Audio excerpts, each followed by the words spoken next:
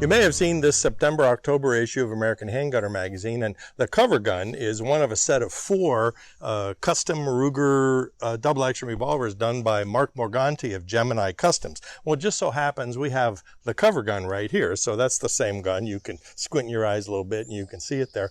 We also have all 4 of the guns that I used in the cover feature that I wrote, and I thought it'd be fun for you to just kind of see them in person and see what they're like to shoot a little bit. Well, let's start at the beginning, and since I showed you the cover gun, let's take a look at that.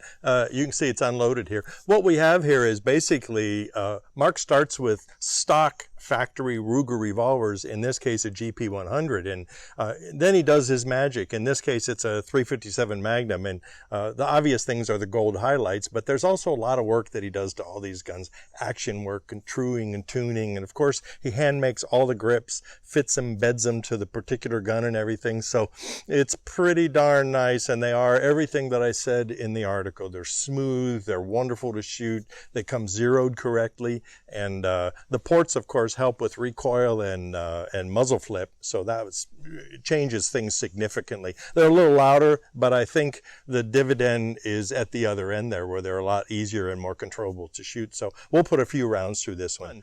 I put 3 158 grain 38 special and 3 357 Magnums, and so you'll be able to actually see the difference, what's happening here. I can't stress enough what a pleasure it is to shoot these guns. So here we go, 3 38s and 3 357 Magnums.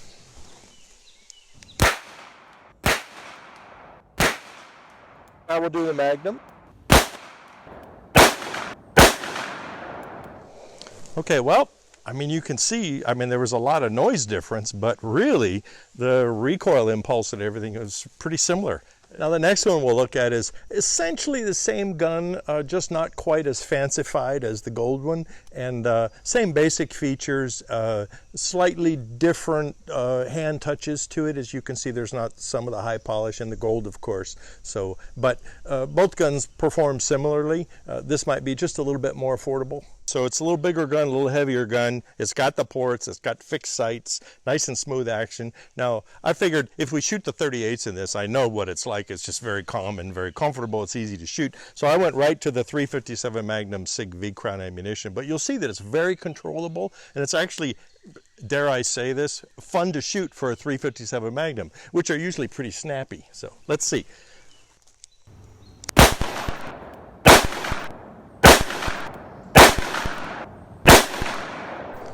Okay, you can see that was really easy to do, and I mean, my hand's not going ow, ow, ow, ow, ow, or anything. I mean, you could really shoot this all day if you want to.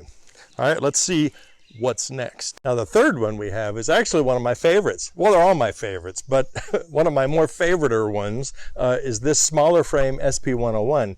It has basically the same set of custom touches to it, including the handmade and fitted grips, fixed rear sight, but being smaller size, of course, it's 5 shots, it's still a 357 Magnum. And so if you're like me and I like a little more heft in a small frame revolver, well, this delivers the goods, I gotta tell you.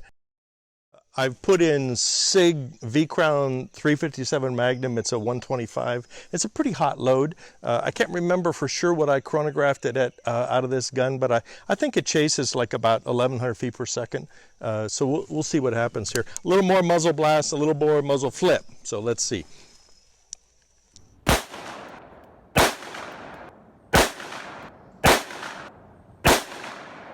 Okay, you can see, other than like being really loud and blasty, you can see the gas coming out of the ports, but you can also see what the ports do, which really keeps that muzzle flip down. All I have to say though is make sure you have your ear hearing protection on, because it is really loud. Well, I saved sort of the biggest for last. This is the 44 Special, the kind of bruiser of the group of guns here. A lot of the same similar features. This one has the Bowen Classic Arms, I think it's a rough country rear sight. I can't remember for sure, but still absolutely top quality kind of a stuff. You can see he polished the cylinder just a little bit. Okay, well here's the 44 Special. Now this is a 5-shot gun in order to get the fat 44s in the same size cylinder as a 357 GP100. What I've done here is I put 3 rounds of Black Hills 44 Special Cowboy load, which is, as I recall, a 210 grain bullet. Out of this gun, it's probably going about 675 feet per second or so, 700 feet per second, just pretty mild. Very fun to shoot though, and very accurate. Then I've also put their Honey Badger kind of high performance solid copper fluted defensive round in 44 Special as the last 2 rounds. Now it's a little snappier and you'll see that, but again, these big heavy guns with Mark's magical ports and the beautifully fitted grips make a huge difference. You'll see. So we'll shoot 3 44 Special cowboy loads and then 2 Honey Badgers.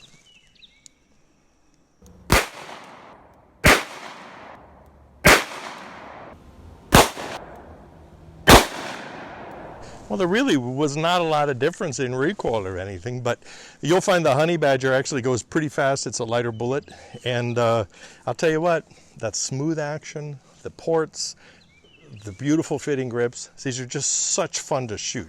I know this wasn't a big deal, but hopefully you had a lot of fun. I had a lot of fun doing it, and we'll continue doing this with other products and guns that we're shooting and testing for the magazines as time goes by. All right, and thanks for coming and spending some time in my backyard. Hey, if you'd like more information, go to www.americanhandgunner.com and you'll see plenty more fun stuff to see, including more video.